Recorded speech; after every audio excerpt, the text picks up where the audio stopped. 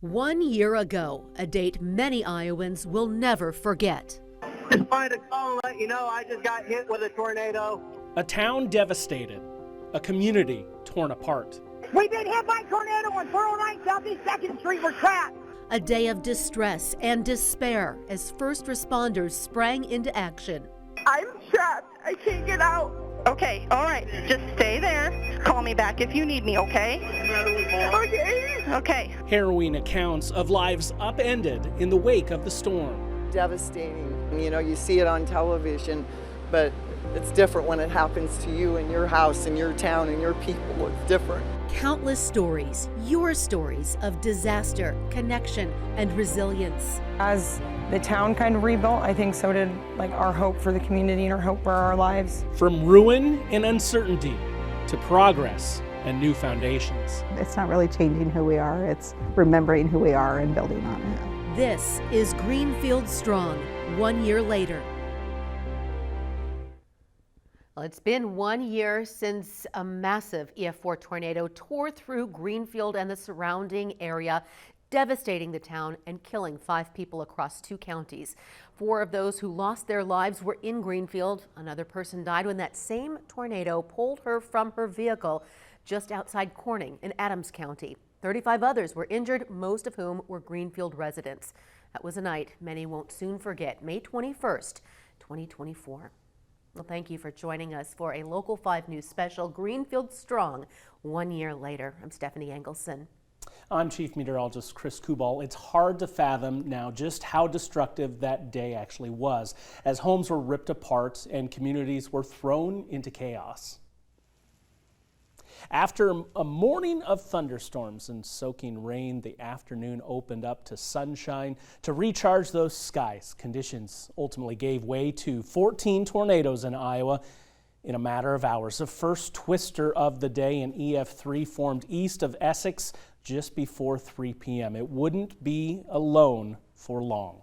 The Greenfield EF4 tornado came next, touching down south of Nottoway and Villisca just 14 minutes later. And as it made its way northeast in Adams County, it strengthened, toppling wind turbines and leaving a path of destruction in its wake. But before it could hit the town it would come to be known for, the funnel made its way past Corning, where 46-year-old Monica Zamaron was killed after her car was reportedly blown off the road near Highway 148.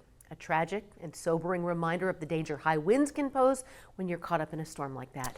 And those winds grew as the tornado traveled approximately 43 miles, continuing into Adair County before ultimately hitting Greenfield.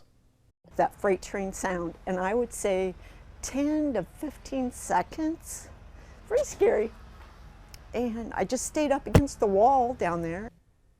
You just heard from Jane Woodside, a woman who survived the tornado when it hit her house. After the storm, residents described that ear-blistering sound like a freight train as the tornado tore through their community. Our crews were on the ground in the immediate aftermath of the tornado as the town slowly began to realize what had become of their home. The cat just went when she heard the roaring of the train. She was scared to death and she ran, and then it was gone. It was done. It wasn't even 5 minutes. It was done. And I came upstairs and looked around and looked at my front door. I mean, you see my damage on my roof and my chimney, and not like a lot of the other houses around. And looked outside, and it was just devastating. Devastating. You know, you see it on television, but it's different when it happens to you in your house, in your town, in your people. It's different. And I've heard there's some people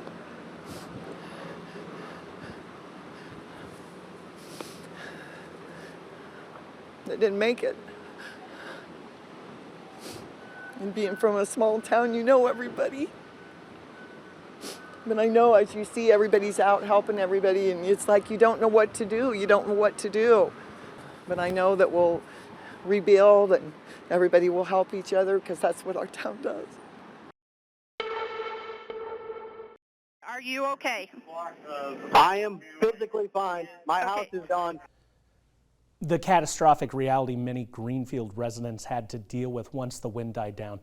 Their homes were now gone in an instant. Debris from the town was visible on radar as the tornado left death and destruction in its wake. Well, the storm and its aftermath is imprinted in the memories of those who had to endure this disaster. Local 5's Larissa Leone sets the scene on what was a long day for many of the town's residents as they reflect on their experience 1 year later. It was a stormy Tuesday in May of 2024, with Greenfield's beloved trees drenched in rain and an eerie stillness hanging in the air. Tornadoes don't like Greenfield. A belief Stacy Eshelman clung to before she found herself clinging to her family as an EF4 tornado swept through her town. And then all of a sudden the trees just, they were blowing in heavy wind, and it significantly changed. I mean, they were basically smacking the ground and then smacking the other side of the ground. In the flash of a moment, It went through in like a minute, and then it was done. the city once known for its verdant landscape now looked and sounded like a battlefield. People screaming from their injuries. There was the smell of gas. I mean, just everywhere. Somebody else went in there and we dug him out. Across town, Bill Yunt stood frozen in fear, unable to move. And I was just like, I can't even explain in words what I saw.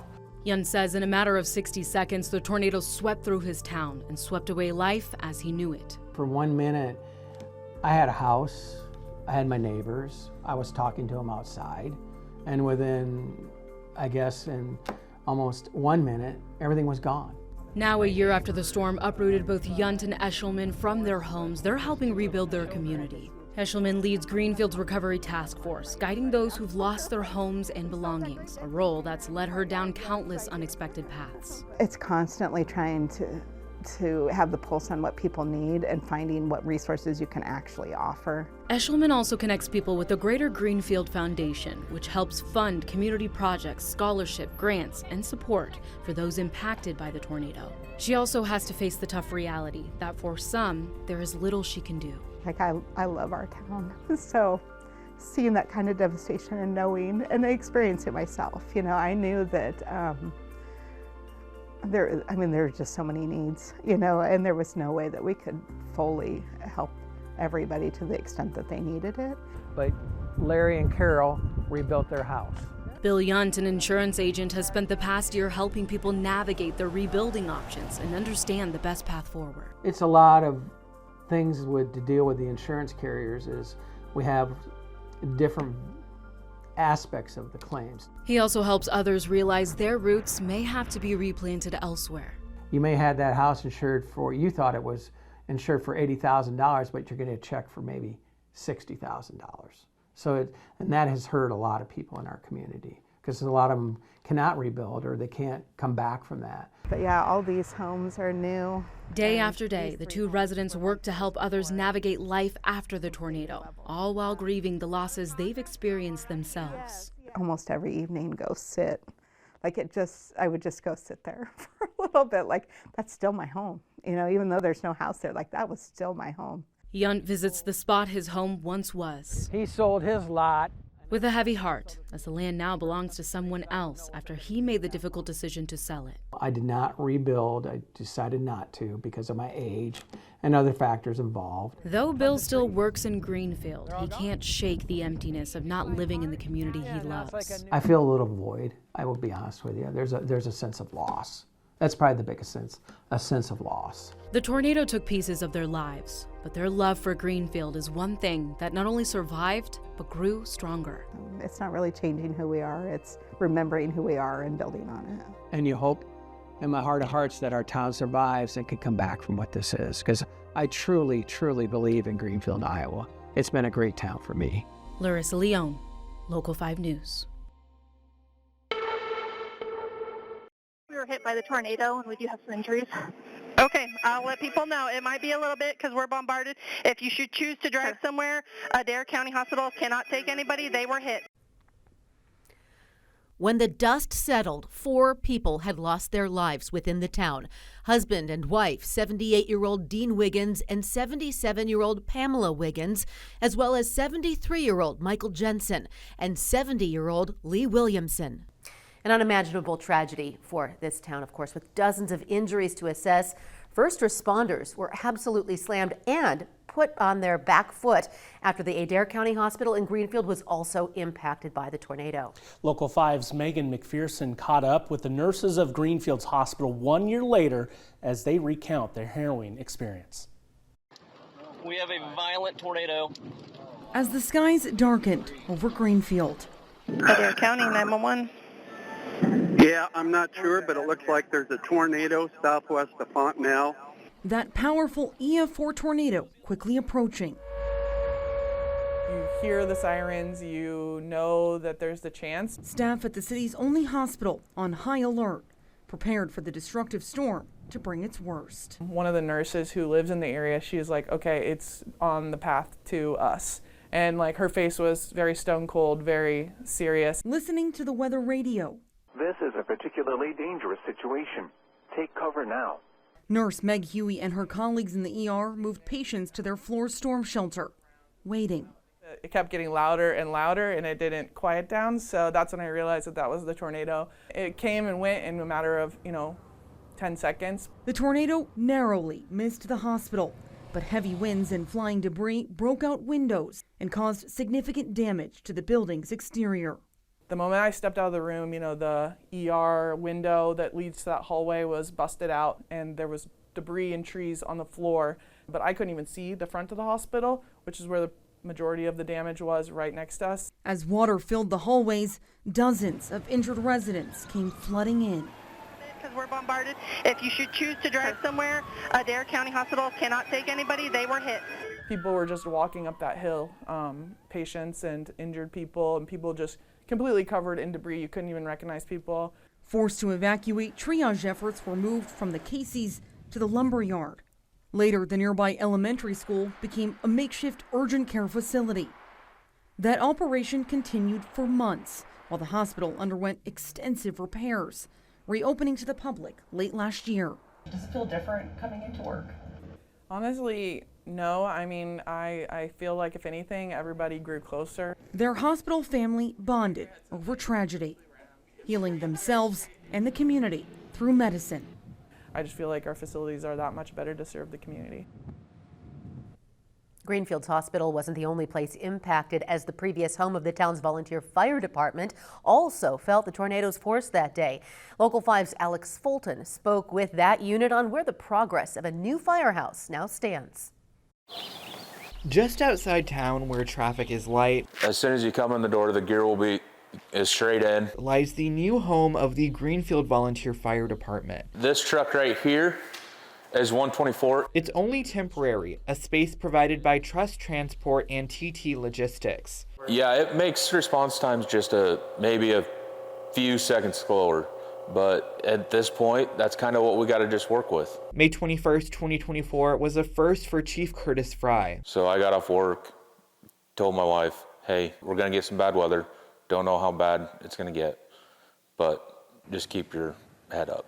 It turned out to be a powerful EF4 tornado, requiring Fry and his team to immediately jump into action. I've got some pretty good friends over in Winterset that's on the fire department. And, in the past couple years, I've been kind of talking to them and like, hey, how did you guys prepare for it?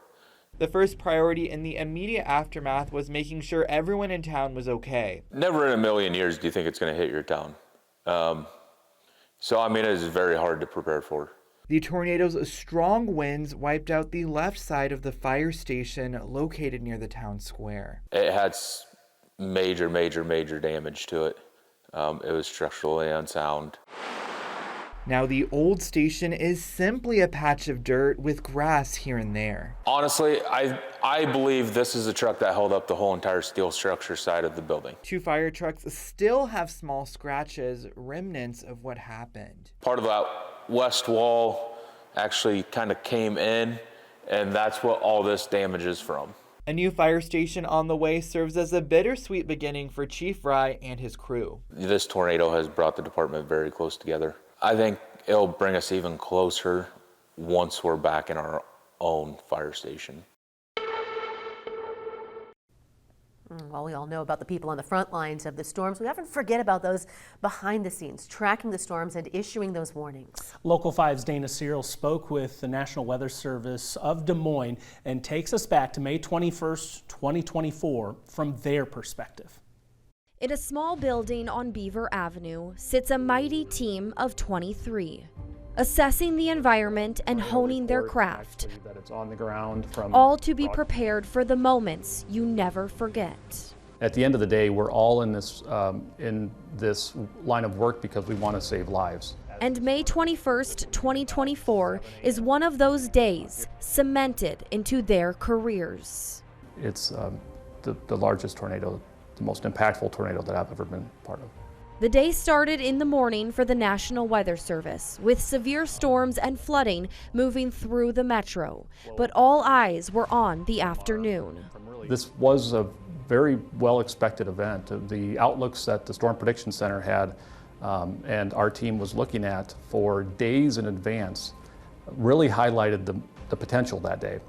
And it's those days leading in and preceding when you can precondition folks that this day is going to be especially dangerous potentially. The first tornado report came in around 1:30 in the afternoon, moving at nearly 1 mile per minute. You hope that you're not seeing what you're seeing on radar at the end of the day, and you see everything evolved. And as you can imagine, it's a hectic environment up here where the best I could describe it is like a nerve hub of information. And once the first signs of debris on the radar showed, so we knew at that time that it was living up to the potential that Mother Nature had advertised for the days preceding. touching down just before 3 in the afternoon. Here it shifted to the left at the... And traveling 44 miles, the EF4 tornado with winds peaking at 185 miles per hour, leaving thousands wondering how. It's not an average storm. And as it moved into town, it was largely rain-wrapped and invisible.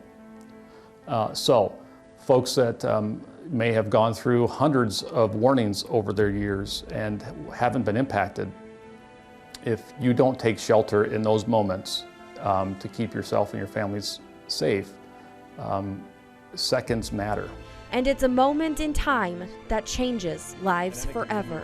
That storm in particular emphasizes that every warning needs to be taken serious and folks shouldn't hesitate to act.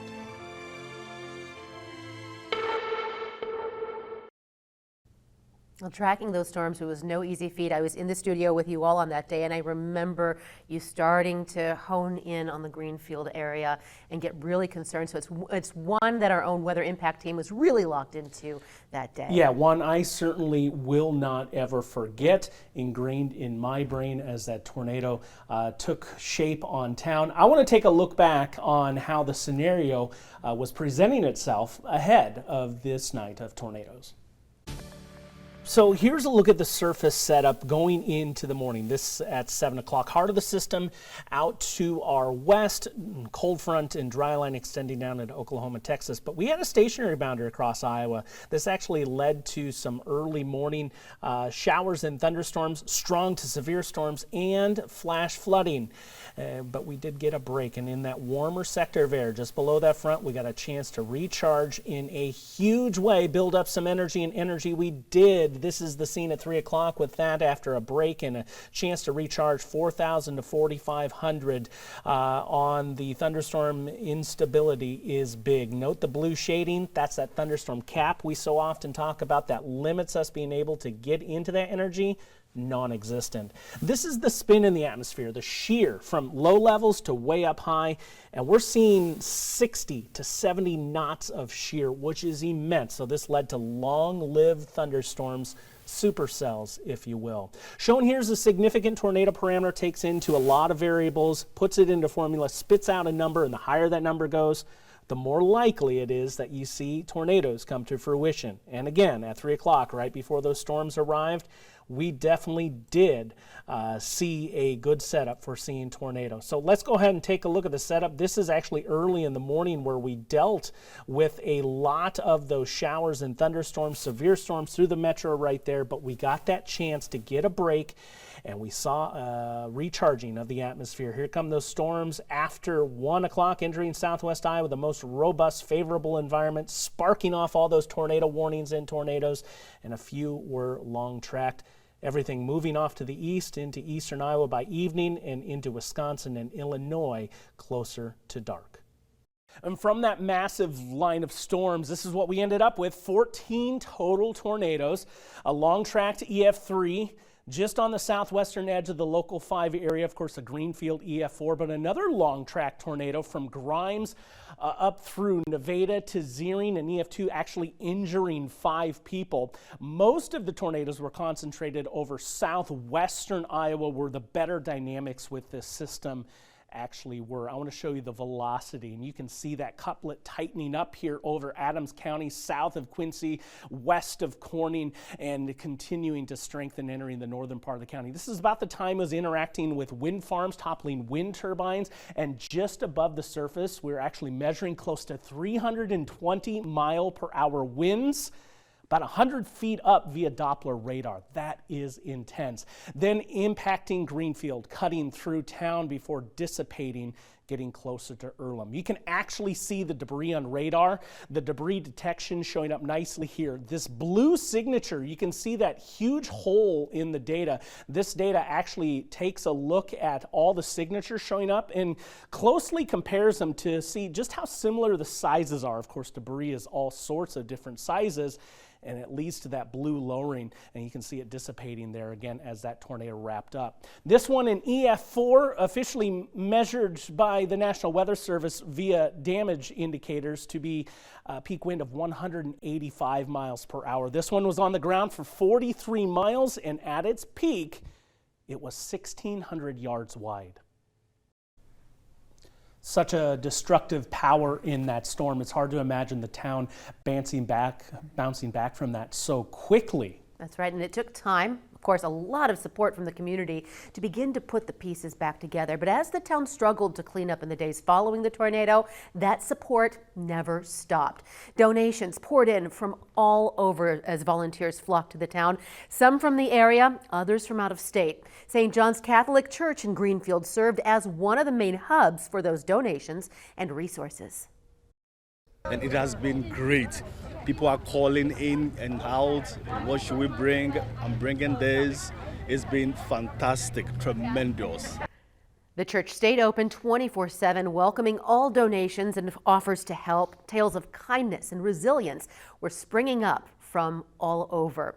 One young Greenfield boy, Evan Croxall, even gave away his own toys to help. The Croxalls' home just missed the storm, so 6-year-old Evan took it upon himself to donate to those who weren't so fortunate.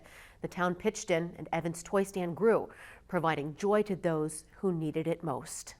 Slowly but surely, Greenfield began to put itself back together, and the community looked towards the future.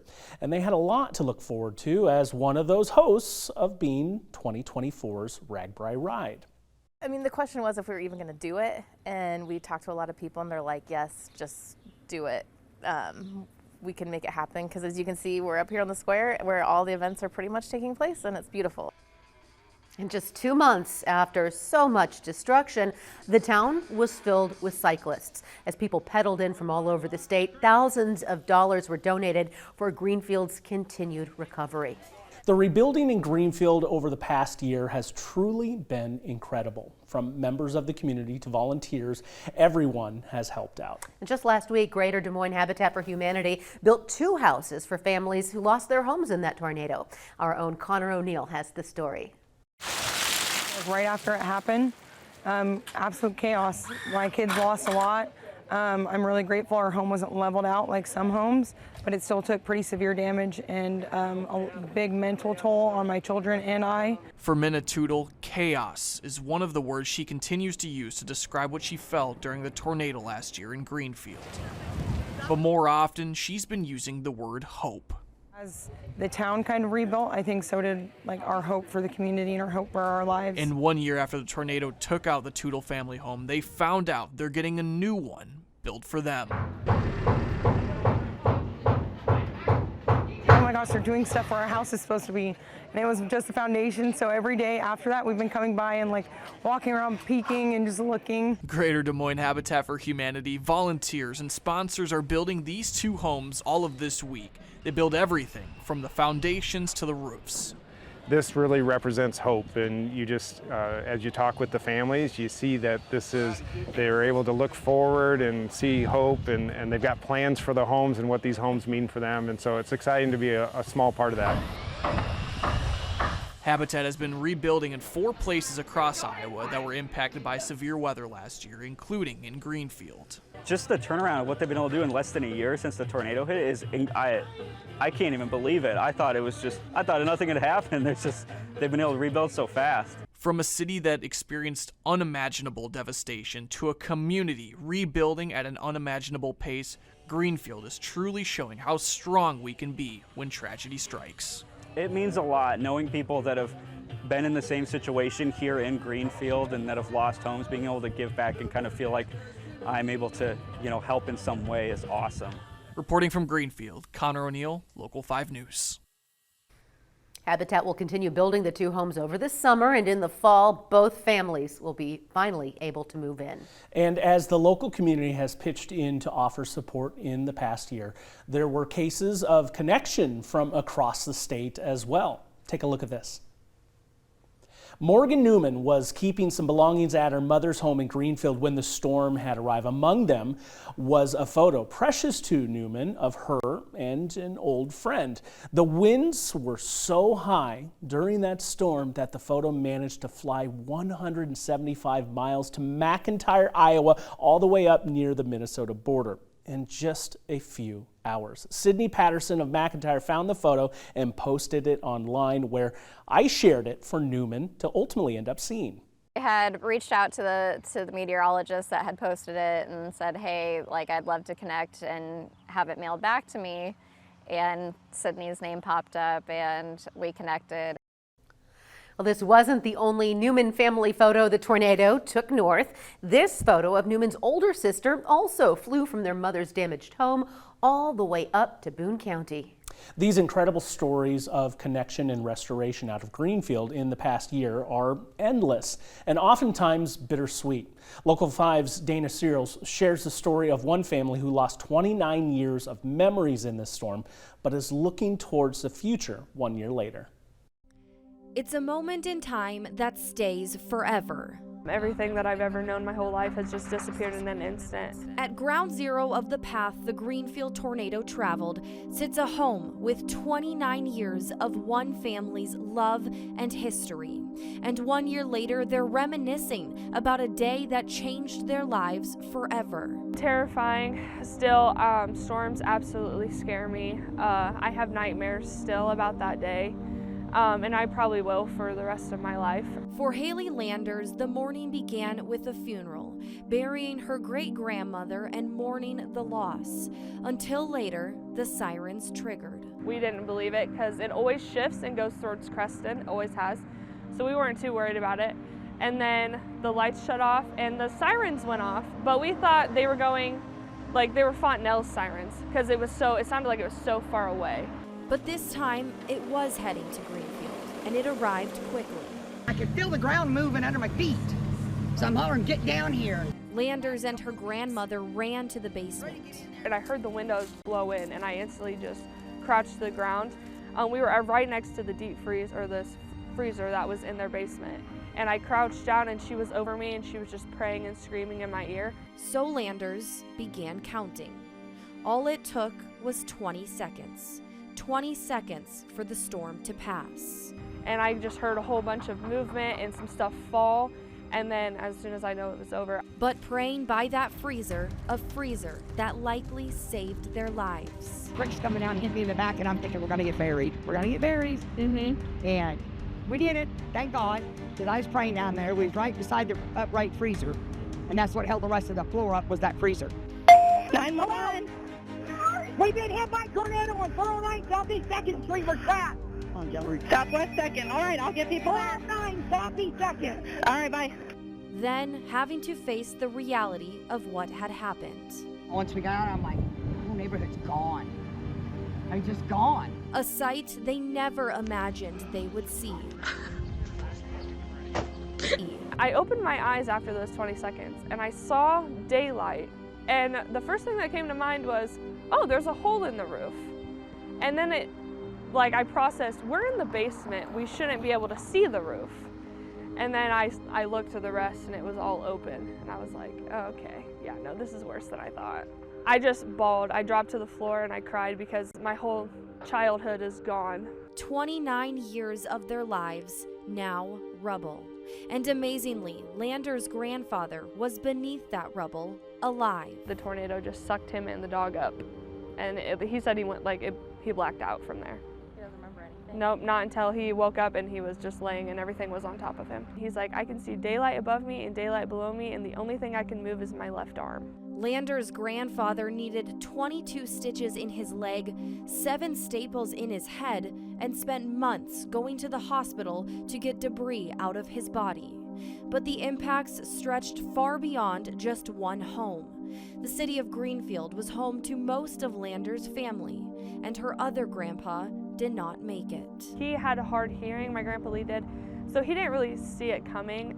So he was making it his way to the basement, and the whole house collapsed on him, and he had head injuries, and they got him out of the basement, but he ended up passing away later that day. The emotion of May 21st, 2024 piling up. It was very sad because we had just lost my great-grandma, so losing my grandpa, especially in something that was so drastic and terrifying, is definitely scary. It was a lot of grief and stuff lost going through our family in that time. But it wasn't going to stop them from rebuilding. I came up here every day for probably a week and a half, 2 weeks to help pick up, and we were so sunburnt those days because it was so hot, but I didn't care. I had blisters on me from being so sunburnt, but I just wanted to help them the best as I could. A full year of ups and downs, living with friends in campers and cabins, but now coming out stronger. It makes me really happy seeing so many people come together and, try to get everything making the town look like Greenfield again. I mean, it's never gonna look exactly alike, but all these trees that were just planted, I'm so excited to see them come up, and it's just gonna be amazing. Lander's grandparents moved into their new home on April 29th, 2025, sitting on the same land their beloved home of 29 years once sat. It was amazing. It was probably one of the best days of my life. Getting to it was just a lot of stress was just relieved that they can finally start unpacking and, getting things that they had back and just getting their routines back in normal. Strength, perseverance, and community. A common theme still true among all Greenfield residents. No, all the support is amazing, and we're getting closer to being Greenfield again, and I'm very excited.